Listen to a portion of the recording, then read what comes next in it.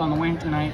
Couldn't be more proud of the kids, and I heard Nelly say it, like, don't get too high on the highs and too low on the lows. But we felt like last year we beat ourselves in this game. Not to take anything away from the Martinsville team, they're a really good team. But like we talked about before the game, you can't make mistakes against teams like that. They will make you pay. And I felt like tonight we played as a team. Our bench was engaged. Our JV kids behind the bench were engaged. We were playing for each other. And we've told them all along, like we tell every team we have every year, like 5 threats on the floor, next man in when you're ready. And I'll put these kids up against anybody in the state if we play together. Your play down low tonight, I thought, was huge in that first half, especially. You know, just really put back. You know, when you weren't making them. Talk about that part. Is that an added part of your game at all this year? I think it is, because we're still with Georgia and Bella, and then Nelly. She can play inside and outside, and she had a lot of experience inside the last couple of years. So it's unique in that we can still get out and run on teams. And like tonight, we decided we're not going to press them. Like, let's make them play half-court offense. And the kids executed the game plan beautifully. Yes, we know we're going to give up shots, and they're going to hit shots. They're a good team.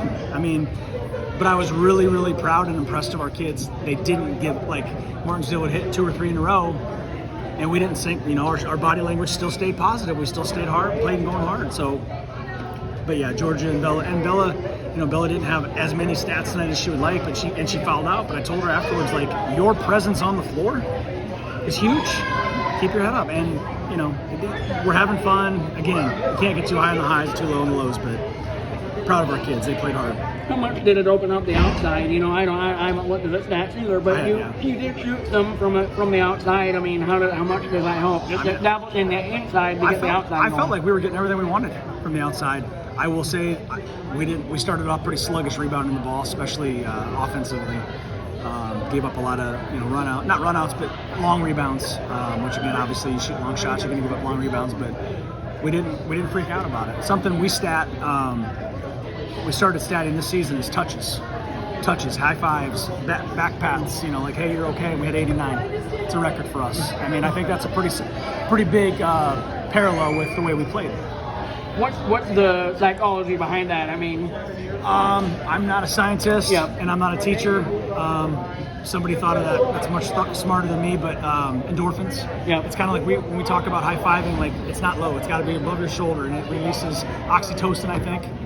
And that's, even in bad situations, it helps you, you know, relieve stress. And I swear. You did good on that one. Thank you. So they cut it to 10 with about 3.5 minutes to go, and Izzy picked up her 4th, and you had to bring in some subs. And I mean, there's a difference between your starters who are more experienced and comfortable. And how important was that to not let them get any closer down? It's huge. Liv Lockery comes in, stays down on Sophia. She's a really good shooter. She stayed down on her, so she couldn't get her shot up. Huge minutes. Miley and Maddie came in for spells and did a good job. I thought the biggest, I guess, the nail for us was we hit our free throws down the stretch.